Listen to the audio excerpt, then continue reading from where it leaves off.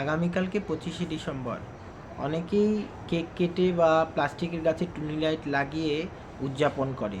তাদের ক্ষেত্রে বলবো যে আমরা অন্য ধর্মকে সম্মান অবশ্যই জানাবো, কিন্তু নিজের ধর্মকে ভুলে গেলে চলবে না সদা সর্বক্ষণের জন্য। বা অনেকে অনেক রকমভাবে পালন করে, বলছেন আমরা অন্যের ধর্মকে অবশ্যই শ্রদ্ধা জানাবো বা সম্মান করব, কিন্তু আমাদের ধর্মের প্রচার তো অবশ্যই করতে হবে।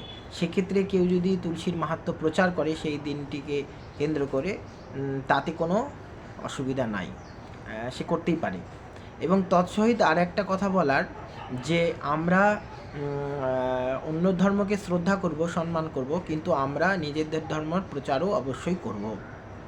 তার মানে এই নয় যে শাস্ত্রে বলেছে এরকম যে তুলসী পূজন দিবস বা তুলসীর আবির্ভাব, তুলসী দেবীর আবির্ভাব কার্তিক মাসের শুক্লপক্ষে, কিন্তু আমরা যদি চাই 25শে ডিসেম্বর তুলসী মহারানীর বিশেষভাবে পূজা করতেই পারি।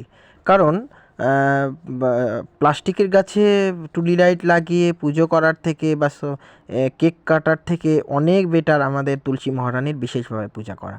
তাতে কেউ যদি তুলসী মহারানীর পুজো করতে চায় বিশেষভাবে, সেদিন আমরা তো প্রতিদিন তুলসী মহারানীর আরাধনা, পরিক্রমা, জলদান এই সমস্ত কিছু করি, কিন্তু ওই দিন প্লাস্টিকের গাছে পুজো করার থেকে সাক্ষাৎ তুলসী মহারানীর পুজো করা অনেক বেশি ভালো।